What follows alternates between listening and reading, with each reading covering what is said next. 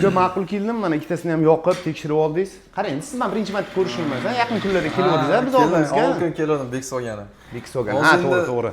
Ko'ryapman, ikkitasi bir xil o'lchayapti, lekin ikkita variantda qaysi birini tanlashga sal qiynalyapman. Variant ko'p tanlashga qiynalyapman deydi. Bu hammada bor muammo, hammada bor kasallik. Xo'sh, unaqada men ozgina ta'rif beraman. Kichkina puls oksometrimiz. Uy sharoitida foydalanish uchun o'ta oson. Bitta knopkani bosasiz, qonga kelayotgan kislorod, yuragingizni minutiga qancha urishini shunaqa ma'lumotlarni chiqazib beradi.